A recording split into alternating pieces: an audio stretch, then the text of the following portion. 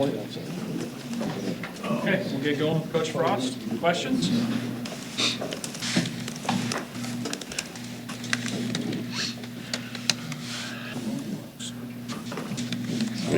You played at Maryland a couple years ago. What do you remember about going out there? Liked the place. Beautiful area. We had a good experience up there. They beat us my first year in Florida, and we went up and won the second. Looking forward to being familiar with the place and going back. What's your initial impressions of them, kind of scouting them the last day or so? I think they're a team that's in a growth curve similar to us. You see them doing a lot of really good things. I think they're really athletic. Obviously, the results probably haven't been what they wanted, similar to where we are right now. I think it's two teams that both need a win, and I think both teams are probably going to pour a lot into this one. You mentioned on Saturday a comment about holding teams to fewer than 30. You'd have a pretty good chance. Was that rooted in anything in particular from the game or from what you've seen this season or since you've been here? No, honestly, Sam, that goes all the way back to my time running this offense at Oregon. I forget the exact number, but in 7 years we were something like 61-2 or something when we scored 31 as an offense. And don't quote me on that precisely, but it was a real high winning percentage when 31 seemed to be the magic number.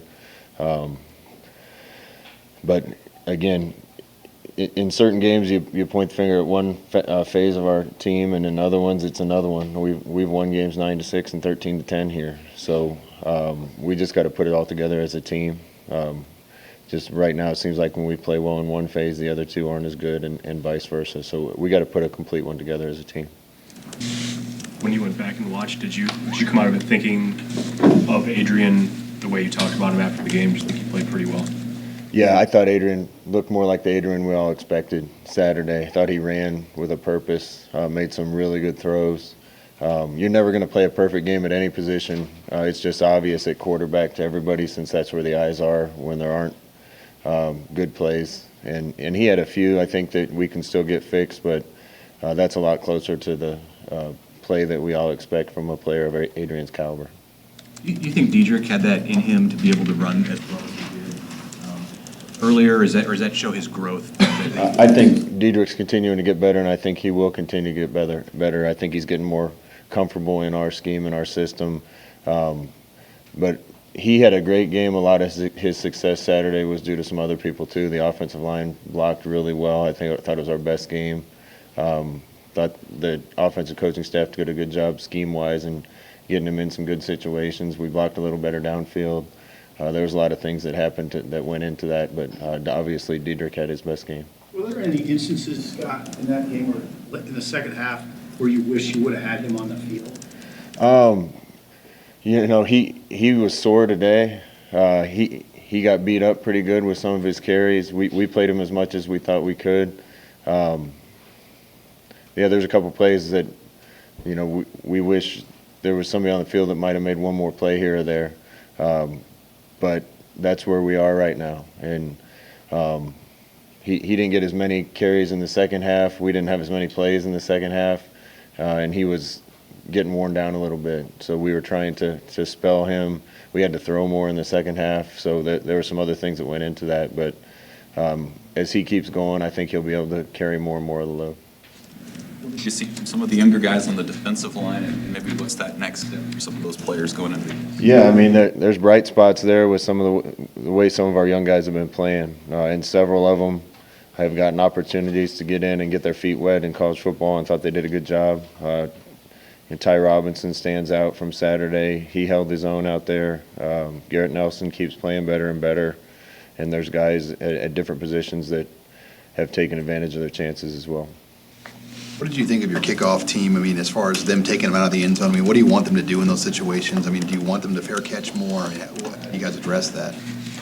They had a really good kicker, and they had an advantage in that area over us. The kick return, it's unfortunate. We had too many guys on that play running down and occupying blocks instead of getting off blocks and trying to make a play. And then our kicker and our safety need to get it finished, even if even if it gets by everybody else. So there's things that we have to address. And their kicker is really good. I kicked one into the stands, I think, but the hang time was there, and guys were downfield, and I think that we made good decisions when we needed to fair catch it and just make sure we got out onto the field with decent field position. How much have you looked at Matt Waldock doing kickoff? We're looking at everybody, and Matt's got a chance. There's a couple other guys that have a chance to help us. Scott, did you get any more clarity on Carlos? Did that take you by surprise? Yeah, Carlos was beat up all week with an ankle. He was less than 100% all week, but he did do some practicing, and took me by surprise on game day, yeah. After you forced the fumble, JoJo forced a fumble early in the game, do you feel like one more big play on defense? I mean, you didn't give up a lot of big plays, but you feel like maybe creating one more, no sacks, one tackle for loss? Yeah, there's been one more play in a lot of games and situations that would have made the difference. It wasn't defense immediately after that, it was the kick return. And when you get ahead of a team that's a top 15 team, you can't give them anything cheap and easy. And we got all the momentum well into the first quarter and then gave up a kick return. Can't happen. And then we went up 14-10 with 8 or 9 minutes left in the second quarter, and had the wrong leverage on a pass route, and then missed a couple tackles, and they scored, and then we turned it over and they scored again, and really we went toe-to-toe with them the whole first half and went in 2 scores down. And that's where the one play here and one play there can make a difference. You and Coach Walters both talked about the receivers needing to be where the quarterbacks expect them to be. How have the receivers progressed in that way, and what does that mean exactly?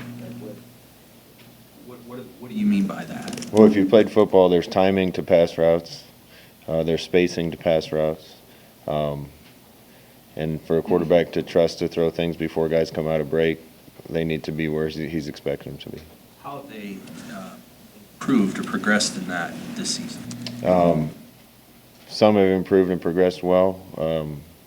Others we're waiting on to have it click for them.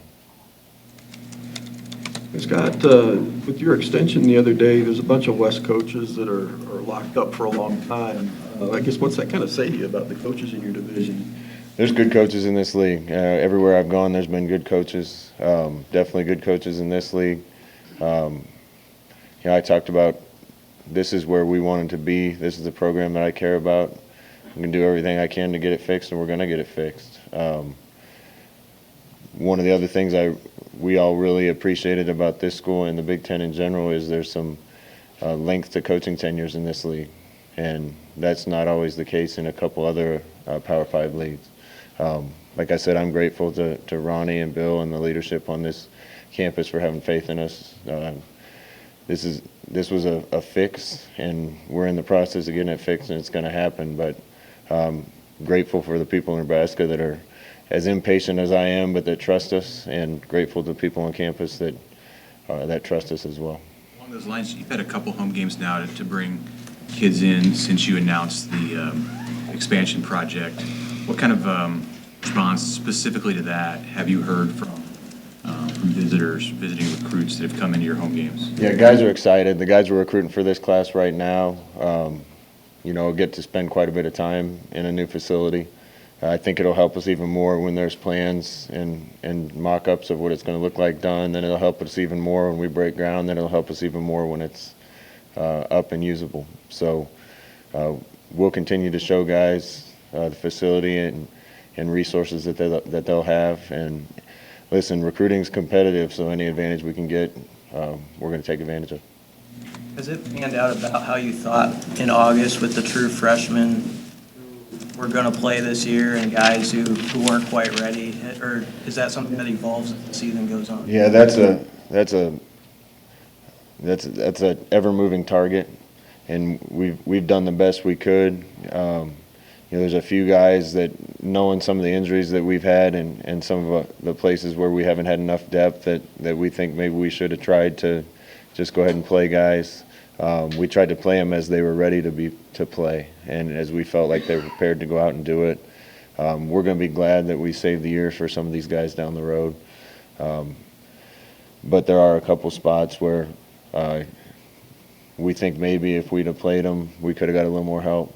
But we got to do what's best for the team first and the kids second, and that's a tightrope that you have to walk sometimes. Actually, Baldwin was saying when he was on the radio last week that with the guys who get there in the summer, it's just like trying to keep one nostril above the water, I think was his quote sometimes. How tough is that for people to understand for a guy who gets here in June or July to, be part of it right away? Well, anybody that sent kids off to college understands that it's not just football they have to deal with. There's other things you have to get used to functioning on your own and being independent and taking care of school and doing your own laundry and counting on yourself and relying on yourself to make yourself go to bed and not stay up all night when mom used to tell you that. There's a lot of things that go into it. And I tell recruits it's all the time, it's usually how ready they are to be a pro about what they're doing and their maturity level that has as much to do with playing early sometimes as talent. And each kid comes in different, and some are ready to go right away and others not right away but end up being great players, and it's just a little bit different for every kid. Austin Allen kind of made a comment, like you said, about it being so close to clicking. Pieces are clicking, but not all at the same time. What have you seen from a guy like him, but other players through this is kind of growing into leadership roles and finding their way as kind of they navigate this whole thing? Yeah, we still don't have leadership where we need it to be. We have some good leaders, but not enough, and we still have a few pieces that are working against that doesn't help. But we've been really young on offense all year. Some of those guys like Austin and Jack Stoll, Matt Farniak's been a good leader for us all year. Adrian, a lot of those guys are young though, and we'll be in a better place when those guys are senior leaders in charge of everything and setting the standard for everybody. And you said it's important to have followers as well. How do you teach guys it's okay to be a follower if maybe they're trying to overstep into a leadership role and they need to? Follower is the wrong word. I don't want followers. I want good teammates. And we're taught by guys that come in and help us, good teammates set the standard. That means doing their job the best they can 100% every single day. Leadership usually starts when you're able to do that, then brings just one person along with you. And eventually the sphere of influence with that grows, and you're able to bring more and more people along with you. You don't need a whole team of leaders. You just need a whole team of good teammates and several good leaders. When it comes to that, improving that leadership, in your mind, do they need to be more vocal or maybe hold each other more accountable? It's bigger than that. And again, I want to focus on Maryland right now, but we need to make sure we clear the path for the kids that want to be great to be leaders, that there's no obstacles in their way of being leaders, and continue to put them in positions where we can challenge them to take charge. The two guys you have playing for sort of the first time full-time on the offensive line, Trent and Cam, for each of them, where have you seen, growth from each of them as the season's gone along? Yeah, there's definitely some growth that had to take place there. A couple new guys in the middle. Cam especially, haven't played the position for the first time. There's always going to be bumps as you're trying to learn and grow there. Both of them have gotten a lot better as the year's gone along. We were starting out just trying to get the snap to the quarterback at the beginning of the year. There's still some calls and things that we miss once in a while that's going to be easy for Cam Jurgens down the road. But those guys have both improved a lot. Thought they both played their best game on Saturday. Back to the sleep thing for a second. How much do you have to harp on these kids to sleep? Just to like do as much sleep as possible so they can recuperate and all those things. Sleep?